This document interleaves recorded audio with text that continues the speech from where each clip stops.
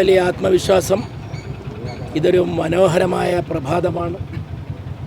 കേരളത്തെ സംബന്ധിച്ചിടത്തോളം UDFന് വളരെ വലിയ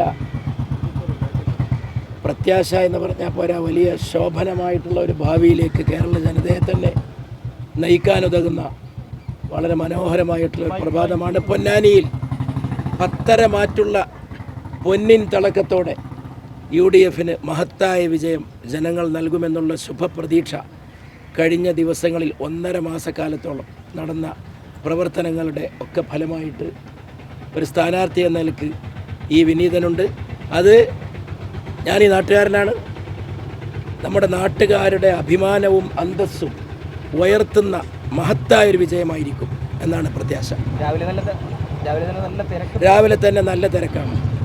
ആളുകൾ വളരെ കാലത്ത്, ജനങ്ങൾ, നമ്മുടെ സാധാരണക്കാർ, ഞാൻ ഈ തെരഞ്ഞെടുപ്പ് പ്രചാരണത്തിലുടനീളം പറഞ്ഞൊരു കാര്യമുണ്ട്.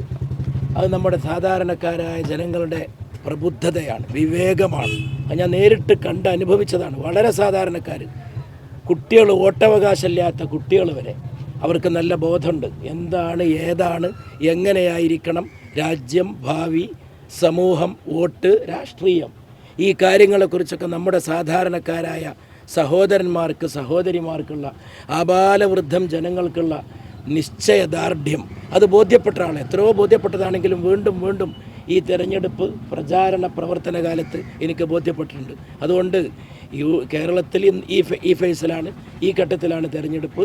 ദേശീയമായിട്ട് മറ്റോരോ ഘട്ടത്തിൽ തെരഞ്ഞെടുപ്പ് നടക്കുകയാണ്.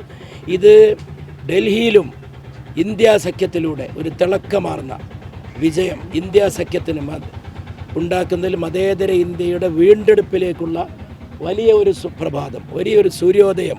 ഡൽഹിയിലൊരു മതേതര സർക്കാർ എന്ന സൂര്യോദയം, അതാണ് നമ്മളൊക്കെ പറഞ്ഞുകൊണ്ടിരുന്നത്, നമ്മൾ ആഗ്രഹിച്ചുകൊണ്ടിരുന്നത്. അതാണ് UDF. അതിലേക്കും കൂടി നയിക്കുന്ന ഒരു ഒരു ഒരു മഹത്തായിട്ടുള്ള ജനവിധിയായിരിക്കും കേരളത്തിലുണ്ടാവാൻ പോണത്.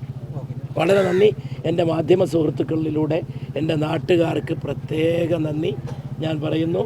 എൻ്റെ സഹോദരന്മാർ, എൻ്റെ സഹോദരിമാർ, എൻ്റെ എല്ലാമായ, ഞാൻ പഠിച്ചു വളർന്ന സ്കൂളാണത്. അവിടെ ഞാൻ വോട്ട് ചെയ്തത്. ഇവിടെയാണ് ഞാൻ ഈ സ്കൂളിലെ ബെഞ്ചിലാണ് ഞാൻ ഇരുന്നത്. അതെൻ്റെ നാടാണ്. അപ്പോൾ എൻ്റെ നാട്ടുകാർ കാണിക്കുന്ന സ്നേഹത്തിന് എത്രയോ നന്ദി പറഞ്ഞിട്ടുണ്ട്. നന്ദി പറഞ്ഞാൽ തീരുന്നതല്ല, അത് എന്നും ഉള്ളിലുണ്ടായിരിക്കും, ഹൃദയത്തിൽ സൂക്ഷിക്കേണ്ടതും. ഞാൻ എൻ്റെ പ്രവൃത്തിയിലൂടെ കഴിഞ്ഞ കാലഘട്ടങ്ങളിൽ എന്ന പോലെ എൻ്റെ നാട്ടുകാർക്ക് തിരിച്ചു കൊടുക്കേണ്ടതുമാണ്. അതിന് ഞാൻ പ്രതിജ്ഞാബദ്ധനാണ്. ആ നന്ദിയും കടപ്പാടും കൂറും എൻ്റെ പ്രിയപ്പെട്ട മാധ്യമ പ്രവർത്തകരായ എൻ്റെ ഉറ്റമിത്രങ്ങളിലൂടെ ഞാൻ പ്രകടിപ്പിക്കുന്നു. പുതിയ വാർത്തകളും വിശേഷങ്ങളും ഇനി വിരൽ തുമ്പിൽ. എല്ലാ ഡിജിറ്റൽ പ്ലാറ്റ്ഫോമുകളിലും ഇപ്പോൾ സീ മലയാളം ന്യൂസ് ലഭ്യം.